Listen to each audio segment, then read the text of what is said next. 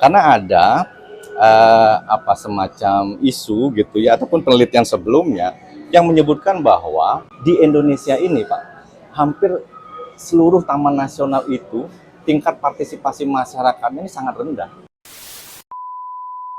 Jadi ketika pemerintah itu membuka akses seluas-luasnya bagi masyarakat untuk berpartisipasi, maka tingkat partisipasi akan semakin meningkat.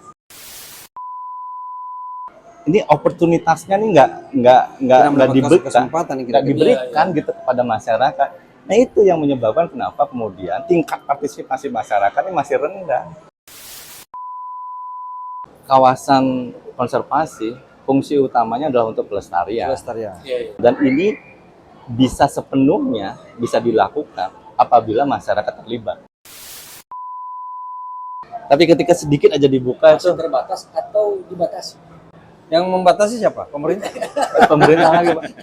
Itu harus melakukan.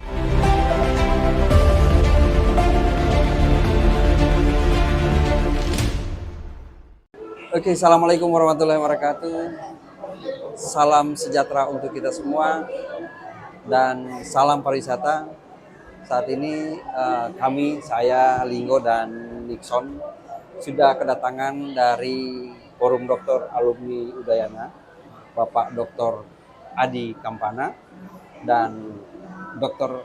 Adi Kampana ini juga salah satu Kaprodi S2 Pariwisata di Universitas Udayana.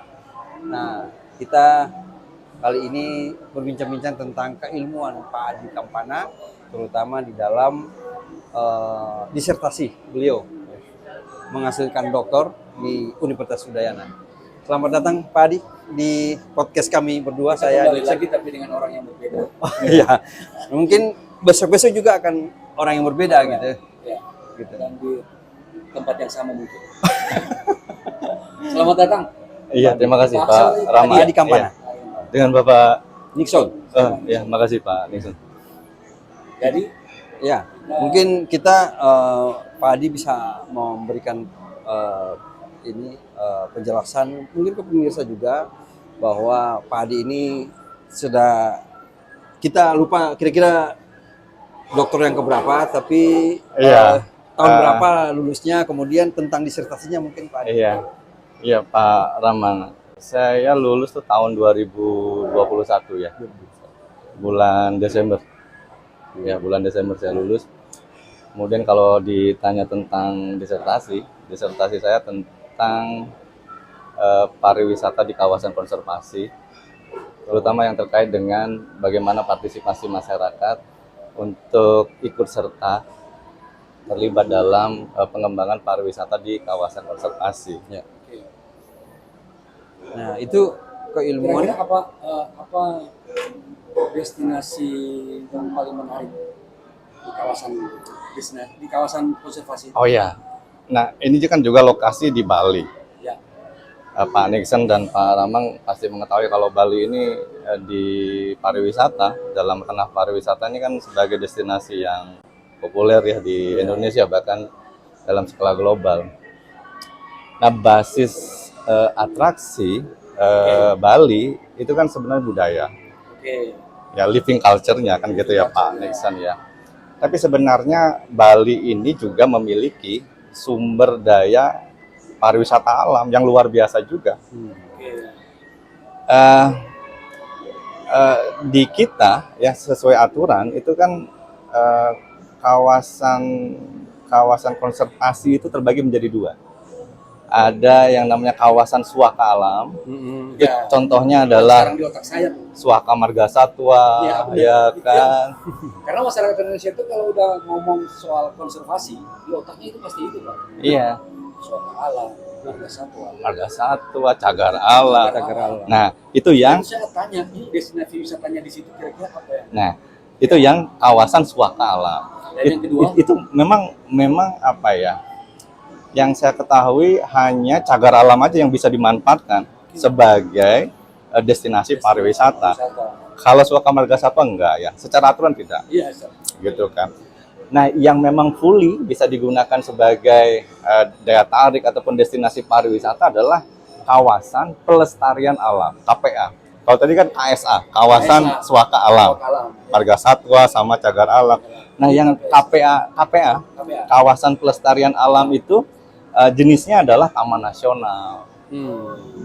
Di Bali ada taman nasional, Kalau pantai, Taman Nasional Bali Barat. Nah, TNBB ataupun Taman Nasional Bali Barat ini itu ada terestrialnya, ada marinnya gitu. Pak Nixon tahu ini tidak? Pulau Menjangan tidak? Menjangan. Nah, Menjangan, ya. itu kan masuk dalam kawasan konservasi Taman Nasional Bali Barat gitu. Jadi ada terestrial, ada marinnya juga. Iya. Nah, itu satu di Bali, Taman Nasional Bali Barat gitu kan. Nah, kemudian ada KPA yang lain.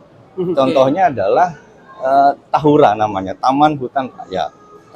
Tahura. Kemarin waktu G20 itu kan sebagai lokasi juga tuh para presiden situ kan menanam mangrove kan kemarin di situ di Tahura itu gitu. Kalau masalah terus ada videonya tuh ya. Ada. Yang mangrove itu dulu ya. Nah, itu juga bisa dikreasi menjadi daya tarik ataupun destinasi. Nah, yang juga dimiliki Bali terkait dengan kawasan pelestarian alam itu adalah Taman Wisata Alam. TWA namanya. TWA, Taman Wisata Alam.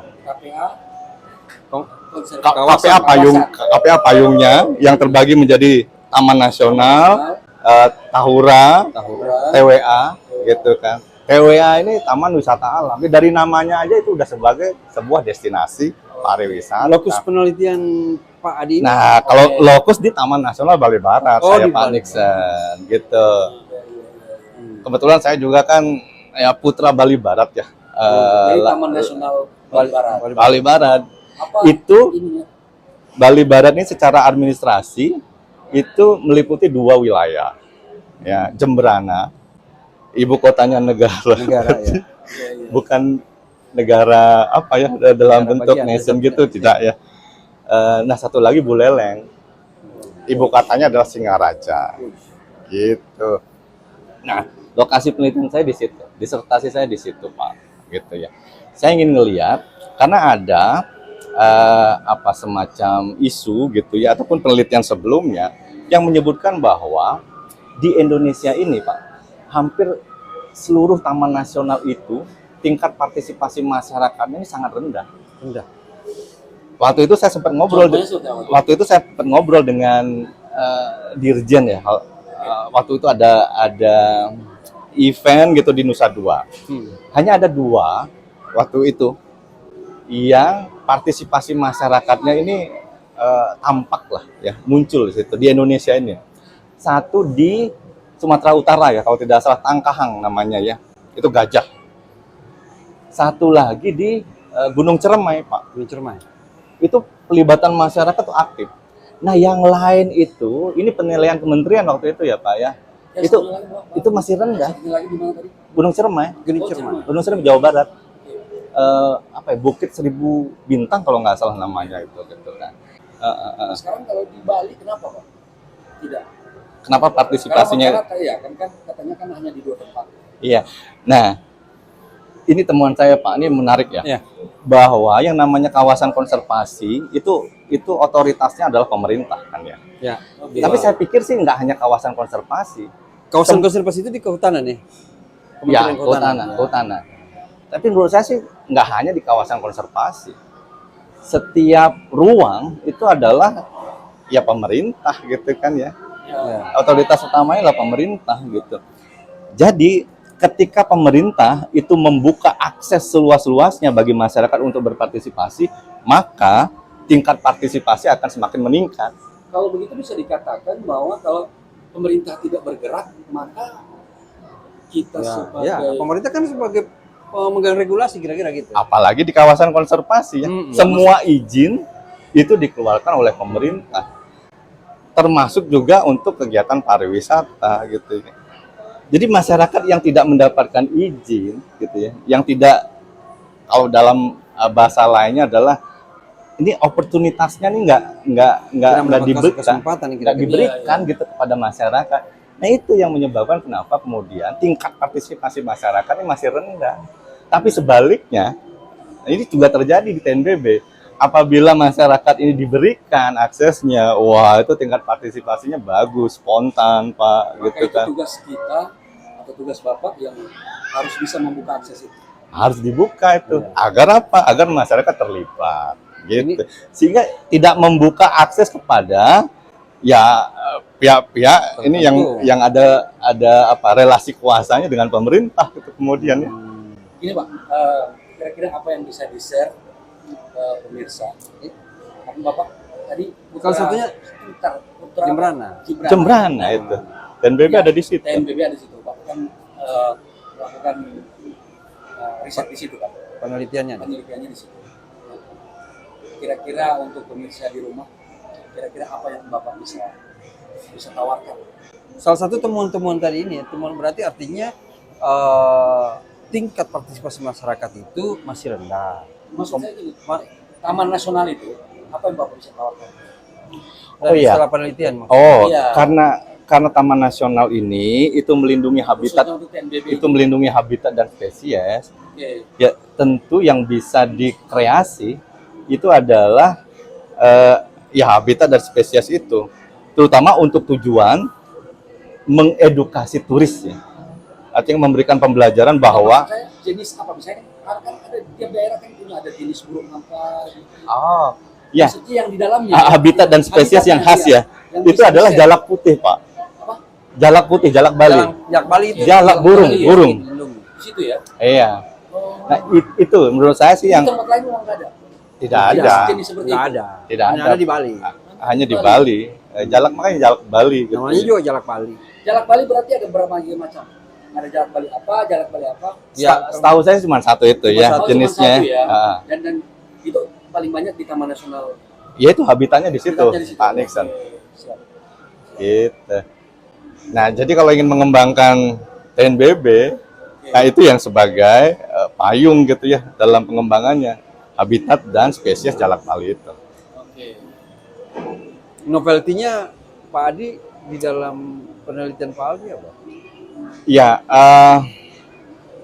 ini kan sebenarnya masih membawa ya, bahwa dalam pariwisata berbasis masyarakat ini pasti akan memunculkan kontestasi. Oke. Ya, kontestasi antara pariwisata yang di-create oleh masyarakat, yang biasanya berbasis masyarakat berskala kecil gitu ya, dengan pariwisata yang berskala besar gitu kan. Para investor gitu kan yang memang diberikan izin gitu ya untuk memanfaatkan kawasan konservasi gitu kan. Nah, sampai kapanpun skala besar dengan skala kecil gitu, dengan kekuatan yang besar kemudian melawan kekuatan yang kecil gitu kan. Yang terdesak nih pasti yang berskala kecil, yang lemah gitu kan. Nah, maka dari itu selain dibuka seluas-luasnya oportunitas ini oleh pemerintah, yang dibutuhkan lagi adalah merelaksasi gitu ya hubungan antara yang skala besar dengan skala kecil ini gitu. Sehingga yang skala kecil ini bisa tertarik juga, ketarik juga gitu loh, Pak gitu. Karena selama ini kan mereka eksklusif sekali kan. Gitu. Karena ada keuntungan besar di sana. Eksklusif tuh, Pak. Sekarang ada 3 PPA ya, pengusahaan pariwisata alam. Itu mengembangkan ya kawasan ataupun resort, Pak. Makanya di disertasi saya tuh ada istilah kawasan atau resort itu Sangraloka gitu loh, Pak. Sangraloka. Bahasa Sanskrit yang artinya juga ya area untuk bersenang-senang gitu ya, ataupun kawasan pariwisata gitu. Ada 3 sekarang.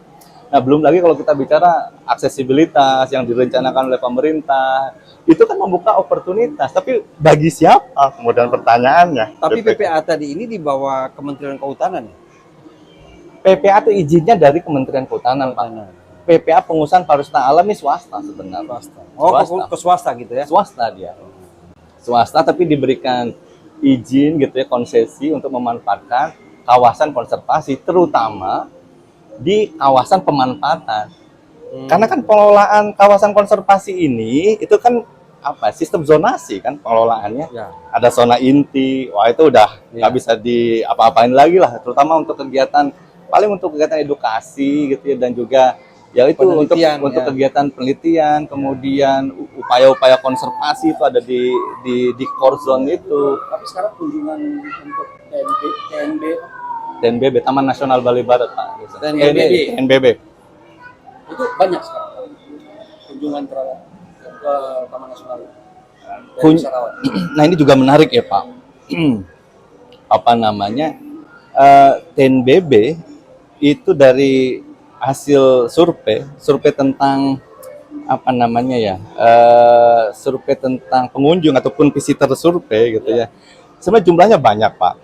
Tapi kan kita menggali lagi nih banyak ini seperti apa kemudian. Nah ternyata yang banyak itu adalah day visitor saja yang ke situ. Jadi hanya sehari saja. Nah itu artinya apa? Mereka cuma beraktivitas saja di situ Pak. Sedangkan akomodasinya, menginapnya itu balik lagi gitu ke Denpasar, ke Badung gitu tuh Pak. Jadi maunya harus ada yang seperti kayak penginapan apa semua. Oh, nah menurut saya sih nggak perlu gitu kan. Menurut saya sih nggak harus seperti Badung dan Pasar Ya, gitu. benar. Kita tidak mereproduksi apa pengembangan pariwisata yang sama gitu seperti Badung dan Denpasar karena ini adalah kawasan konservasi. Tapi Pak, di Kalimantan ada tuh sekarang naik kapal 2 hari 2 malam nyusurin sungai Kapuas, dia nginap di kapal dan lihat konservasinya itu. Ada bisa lihat apa namanya bekantan, bisa lihat burung. Itu ada yang kayak begitu Pak kita. Kenapa? Kalau di TPP bisa kan kita bikin penginapan juga seperti itu untuk bisa lihat di pagi-pagi hari kita bisa lihat burung jalak itu. Iya, tapi saya sih kurang sepakat ya Pak ya membangun akomodasi di situ karena ini adalah kawasan konservasi. Konservasi, ada aturan. Di kampus itu konservasi dulu. Ya tapi Iya. Kiri kanan nggak ada perkampungan, nggak ada apa-apa. Iya. Nah, sebenarnya pariwisata ini untuk konservasi atau konservasi untuk pariwisata kemudian, Pak? terbalik apa tidak? Iya. Oke. Jadi memang aturan regulasi itu memang ada di kementerian itu dan memang betul Pak Adi, mulai Jawa, Bali ini mengenai konservasi ini akan diarahkan kepada destinasi wisata juga gitu. Yang di kehutanan itu ada BUMN kehutanan itu konservasi apa destinasi yang di Taman Nasional itu dijadikan destinasi dan itu saya lihat juga di Purwakarta. Purwakarta itu dimanfaatkan oleh masyarakat. Jadi sebagai destinasi yang orang sekitar situ wisata alam gitu loh. Iya. Jadi Dan kenapa peran masyarakat itu penting gitu? Karena mereka kan sudah sekian lama ya Pak Nixon berinteraksi dengan alam. ya Jadi ada pengalaman, ada pemahaman bagaimana mengelola alam. Nah, kalau itu kemudian disampaikan, ditransformasikan kemudian ke wisatawan, wah, itu kan pengalaman yang luar biasa, Pak, gitu. Jadi, cukup aktivitas saja.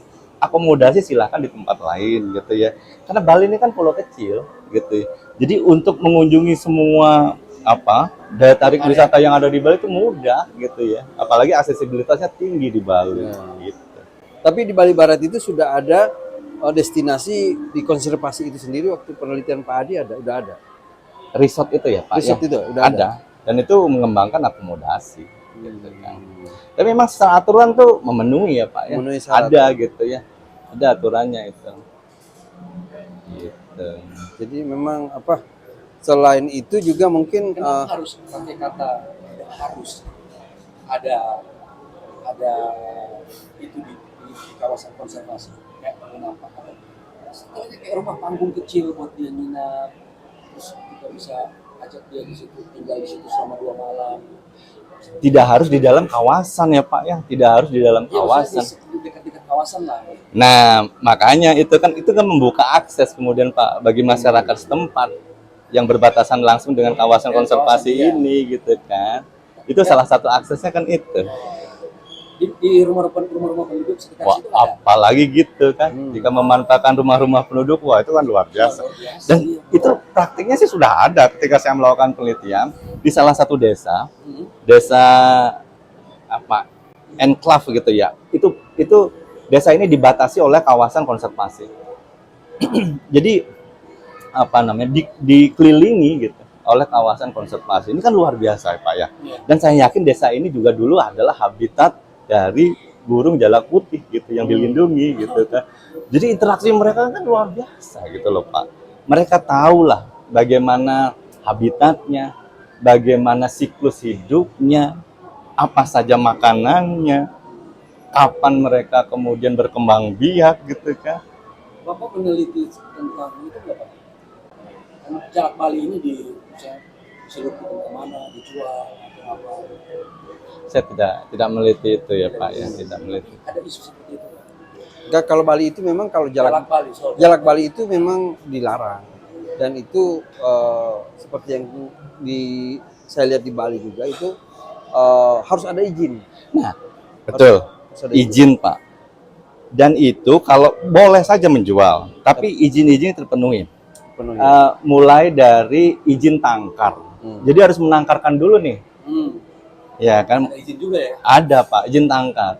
Kemudian setelah berkembang biak nih penangkarannya, ada izin pelepas liaran namanya. Itu adalah tanggung jawab kan sebenarnya dari penangkar gitu kan untuk mengembalikan turunannya gitu kan, anakannya gitu ke alam. Nah, baru kemudian setelah memenuhi izin edar itu, izin pelepas liaran, baru kemudian ada izin edar. Nah, izin edar inilah itu memperjualbelikan itu. Itu ada di Kementerian Kehutanan. Kehutanan izinnya BKSDA Pak. BKSDA. BKSDA itu punya izin tuh. Izin apa tangkar, izin pelepas liaran, dan izin edar. Izin edar. Dan itu sudah melibatkan masyarakat lokal juga di TNBB ini. Nah, ini juga menarik ya. Itu kan bagian dari oportunitas itu Pak. Diberikan izin itu dan kemudian upaya konservasi ala rumahan masyarakat lokal. Wah, itu sangat diminati oleh turis tuh Pak. Gitu. Contohnya? Mereka kan mengembangbiakan tuh di rumah-rumah sendiri Pak. Gitu. Ada Jadi peguyubannya. keunikan tersendiri. Iya. Di Kenapa rumahnya perlu Pak. di hutan konservasinya Di rumahnya itu. Gitu. Banyak turisnya tuh Dan Pak. sekarang itu Para saya pernah ke sana Pak di Bongan ya. Di Bongan ada. Terus kemudian di TNBB juga ada di TNBB Desa Sumber Kelampok itu Pak. Saya melihat pakai kandang dia. enggak, dia ada khusus jalak Bali semua. Itu di Bongan itu, di Desa Bongan itu. Tabanan ini ada memang. Tabanan, ya. Itu saya lihat. Oh, saya tidak perlu ke hutan konservasi TNBB, Bali Barat, tapi saya bisa lihat gitu. ini yang burung Iya. yang paling dijaga di Bali. Iya Pak. Warna putih ya, putih ya. Warna putih. Tapi Nah, itu yang saya bilang Pak. Kalau apa namanya tadi masyarakat ini diberikan kemudian gitu ya kesempatan untuk mengembangkan pariwisata, saya kira destinasi itu menjadi jauh lebih berkualitas gitu ya Yang punya Pak. wewenang untuk itu. Pemerintah itu yang punya oportunitas. Saya tadi mau nanya nih, saya mau bilang, ini dari tadi obrolannya panjang sekali kita nih. tapi Intinya sebenarnya kayaknya Mak- pemerintah ini. Makanya Pemerintah, di awal kan saya sebut ini. ada titik pesan untuk pemerintah ini. Iya kan? nanti Kementerian Kehutanan. Pemerintah itu Kementerian Kehutanan. Iya. Ya. Atau terkait juga mungkin yang lain. Kalau di Taman Nasional ini kan ada balainya ya. Oh, Balai. Balai Taman Nasional gitu ya. Terus kemudian untuk TWA itu pengelolanya adalah BKSDA. Nah, sedangkan Tahura ini diberikan ke provinsi Pak Ramang. Jadi dinas kehutanan provinsi itu yang punya kewenangan. Kenapa di Medan, Kalimantan itu tangkahan bisa ada seperti itu? Apakah mereka memang ada dukungan penuh dari pemerintah sana? Atau gimana tuh? Saya pikir itu ya, pemerintah nih membuka. Berarti pemerintah Bali dong yang tidak sepenuhnya. Belum ya.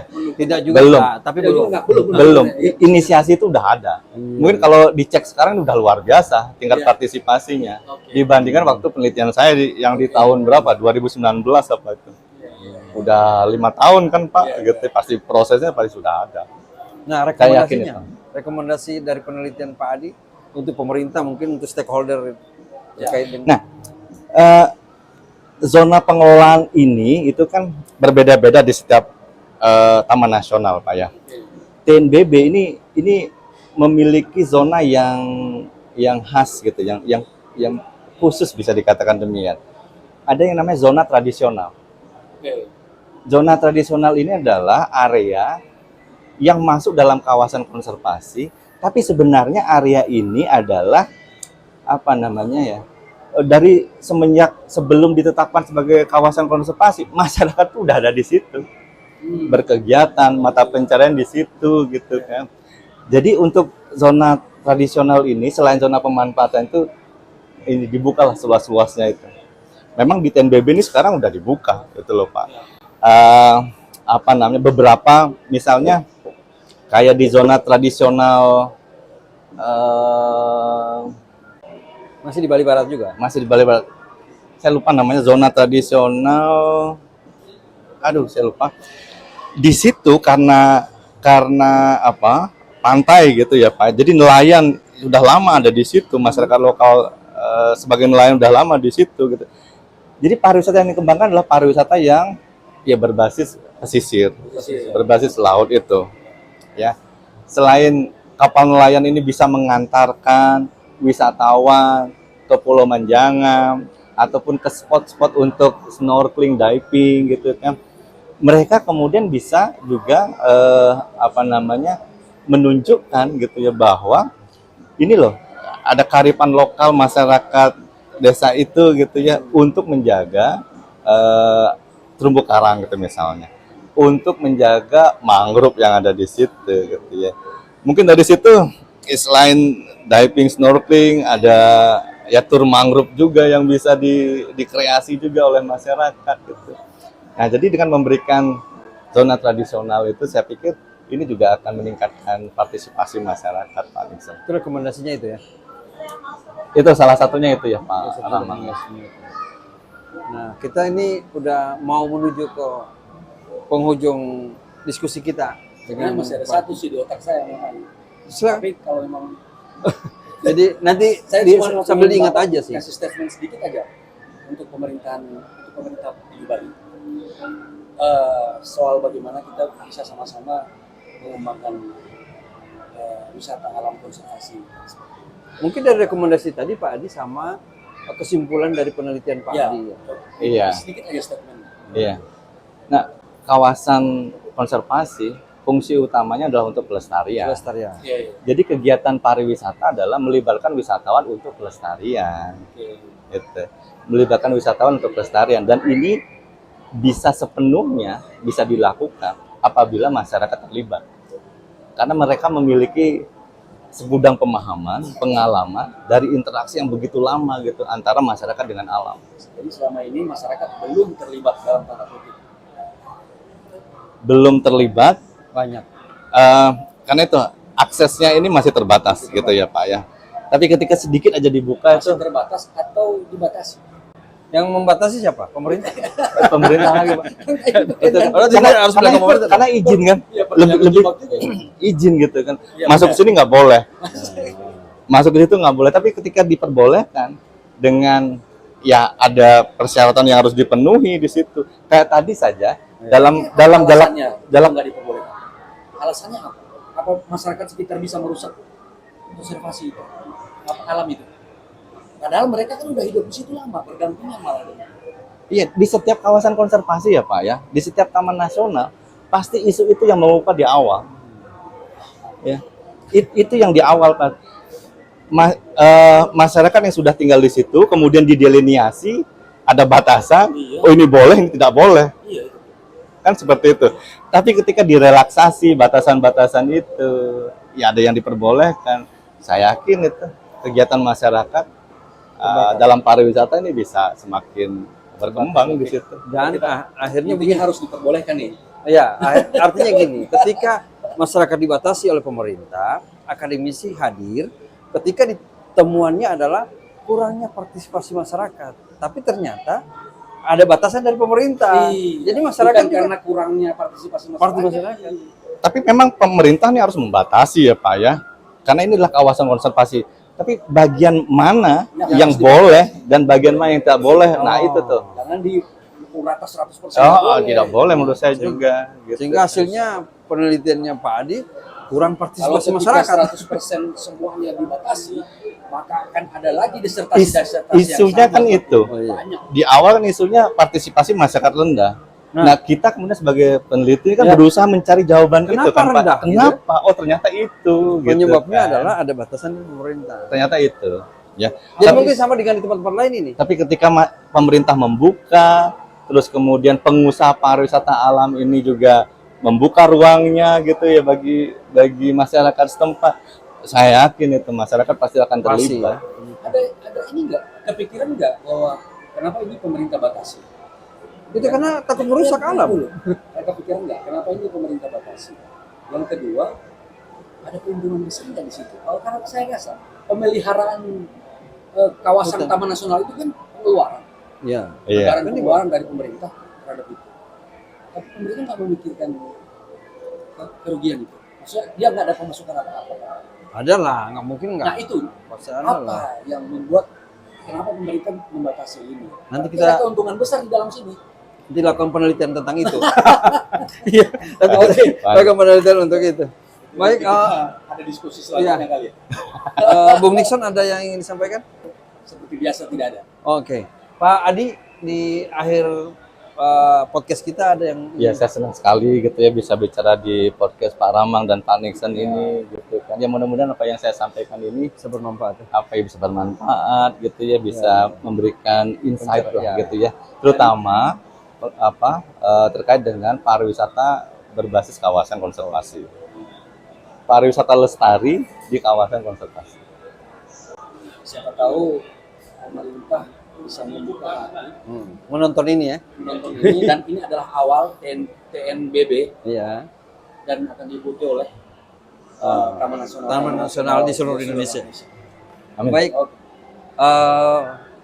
berakhir sudah podcast kita dengan dokter dari Forum Dokter Alumni Universitas Udayana, Bapak Dr. Imade Adi Kampana, dan kami berharap alumni dokter dari Forum Dokter dari Udayana bisa datang di podcast kita untuk bisa kita berbagi ilmu, berdiskusi santai untuk mudah-mudahan ilmu-ilmu yang didapat dari dokter atau disertasi yang dilakukan bisa bermanfaat untuk masyarakat. Wabillahi taufiq wal hidayah. Wassalamualaikum warahmatullahi wabarakatuh. Om Santi Santi Om. Salam pariwisata, bangga berwisata di negeri sendiri. Saya Linggo dan Nixon izin pamit. Terima kasih Pak Nixon.